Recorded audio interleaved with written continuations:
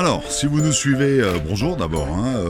Hier, nous vous avons présenté un petit peu en catimini le nouveau groupe Duras 12 vitesses DX2. Nous l'avons ce matin à l'essai et nous allons surtout rentrer dans les détails puisqu'hier on avait survolé un petit peu tout ça. Donc il manquait évidemment un certain nombre d'informations que nous avons eues par les gens de Shimano ce matin. Alors, on va vous expliquer tout ça. Alors, la première chose, c'est que ce groupe, malgré le fil que l'on voit sur ce dérailleur arrière, est un semi-wireless. Alors en fait, on vous explique. On a des leviers ici qui sont sans fil. Donc eux communiquent directement avec la centrale arrière du dérailleur. Donc pour l'installation, en fait ça s'installe comme un SRAM ITEP. Donc vous mettez les leviers et c'est terminé. On n'a aucun câble.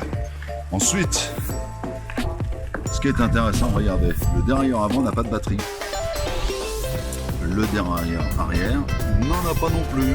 En fait, hier, sous le feu d'excitation, on l'a pas vu. Et en fait, cette batterie, elle est à l'intérieur. Donc, on a une batterie, une grosse batterie. Ah, je tombe. On a une grosse batterie, comme celle d'avant, qui est dans le tube de sel et qui vient, elle, alimenter de manière filaire le dérailleur avant et le dérailleur arrière. Voilà, donc là, en termes d'installation, c'est relativement simple, puisqu'on évite en fait tous les problèmes qu'on pouvait rencontrer sur les guidons avec les leviers, avec les câbles, et c'est toujours ça problématique, notamment avec la guidoline. L'autre point intéressant d'abord, c'est que l'autonomie du coup est importante, puisque la batterie est plus grande. Donc Shimano nous a dit qu'on tenait quasiment 1000 km. Donc à vérifier, sachant que aujourd'hui sur du SRAM ITEP, en gros, allez, on est à 500-600 km. L'autre élément intéressant, toutes les connexions, c'est-à-dire l'unique connexion, puisqu'il n'y en a plus qu'une, pour recharger le groupe, se fait par l'arrière du dérailleur, ici. On voit pas très bien, je vais essayer de faire mieux. Voilà, c'est là que ça se passe. Donc on n'a plus du tout les systèmes de connexion qu'on pouvait trouver soit au niveau de la poutre, soit au niveau des guidons, enfin des embouts de guidon. On a aussi des contacteurs, donc pour changer de vitesse avant, arrière. Attendez, j'essaie de faire le point, c'est pas simple. Voilà, ici, alors, en fait ils sont très petits, ils sont collés apparemment. Et on appuie, c'est tout simple. Bon, ils sont déjà décollés, mais voilà. Et en fait, c'est assez pratique. Vraiment, c'est tout petit, c'est très discret. Et ça, c'est franchement sympa. Écoutez, je crois qu'en termes de nouveautés de ce groupe, on vous a tout dit. Bon, évidemment, les 12 vitesses, ce qui est quand même important, puisque ça permet évidemment d'avoir une cassette avec un détachement un peu supérieur, mais surtout d'avoir une vraie denture de montagne. Au cas où vous vous retrouvez sur des pourcentages super costauds. On n'a d'ailleurs pas encore l'info concernant les dentures de cassette, mais on va aller vous les chercher. Autre élément, sachez que ce groupe existe aussi bien en version hydraulique qu'en version à patin, mais pas de version mécanique. Donc on va se retrouver avec, on est dans l'air du temps, je dirais, donc terminer les câbles définitivement sur le gamme Shimano. Le groupe Ultegra est identique, si ce n'est que comme d'habitude, on va avoir des matériaux un peu moins nobles et un poil plus léger, comme le titane et qui disparaît, et quelques autres éléments en acier. Qu'est-ce qu'on peut vous dire d'autre d'intéressant? Je crois qu'on a fait à peu près le tour.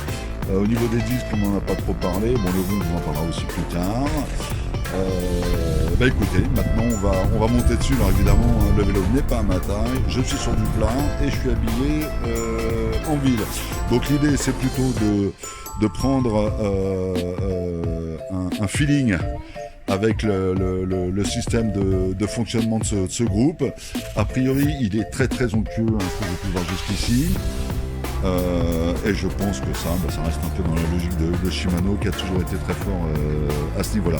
Petit détail quand même qu'on n'avait pas noté, que je vous ai dit hier, mais je vous répète. Regardez, au niveau des leviers, on n'a plus que le levier en lui-même qui bouge. Ici, on est complètement fixé, ce qui n'était pas le cas de la version précédente. Alors l'avantage, c'est qu'on peut freiner vraiment à deux doigts. Et en termes de freinage, il y a vraiment une impression de rigidité et de facilité qui est étonnante.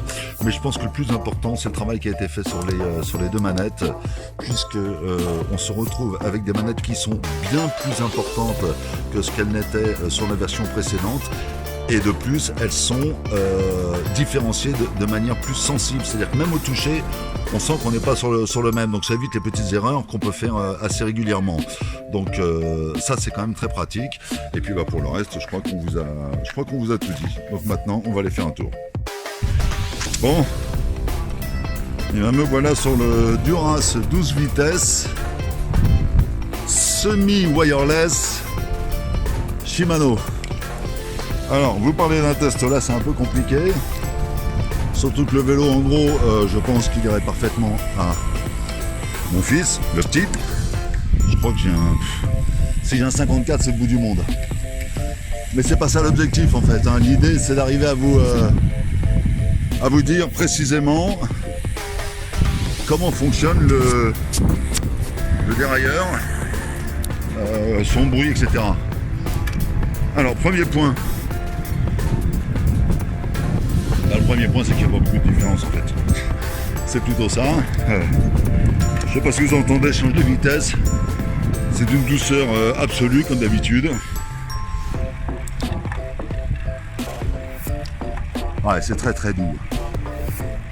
Je dirais qu'on retrouve le côté rassurant de Shimano, qui est de se dire qu'on est sûr de passer la vitesse de manière parfaite, mais surtout il n'y a jamais de bruit. Et on sait tous que le bruit d'un vélo qui roule, c'est insupportable. Donc là, on est vraiment, vraiment bien. L'autre version, c'est pour l'autre version, mais l'autre intérêt, c'est évidemment ces leviers dont on vous a parlé, qui sont quand même beaucoup plus ergonomiques. Je parle pas de la prise en main, hein. Je parle du changement de vitesse, qui est beaucoup, beaucoup plus facile à manipuler qu'avant. On est toujours un petit peu en train de chercher le bon bouton. Bon, je suppose que vous ne voyez plus rien, je suis dans le tunnel. On a essayé de sortir un peu plus vite. Hop. Voilà. Écoutez, moi je vous dis quelque chose, c'est un peu à l'arrache. On n'a pas le choix. Voilà, bah écoutez, pas grand chose à dire, hein. Ça marche toujours aussi bien. Moi j'aime beaucoup les leviers. Le pédalier a dû même resserrer un peu le Q-Factor, je pense. Comme plus personne n'en parle du Q-Factor, apparemment c'est ce qui était super important il y a 10 ans, devenu quantité négligeable. Donc voilà quoi.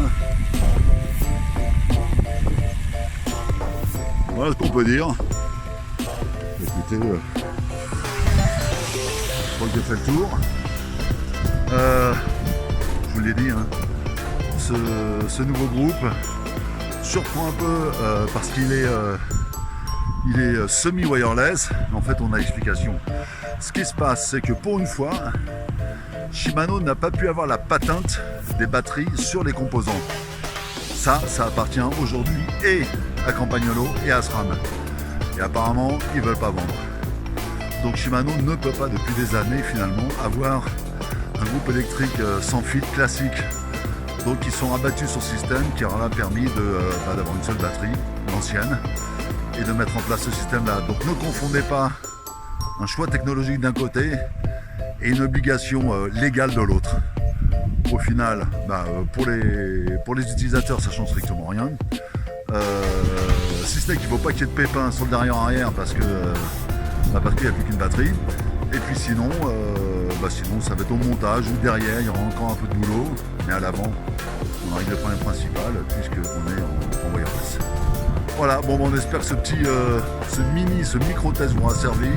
De toute façon, dans ce genre de situation, il n'y a jamais grand-chose à vous raconter de très différent de ce qui se passait avant. Le vrai truc, c'est évidemment le côté ergonomique à l'avant et la 12e vitesse qui va vous permettre d'avoir soit plus gros, soit plus petit.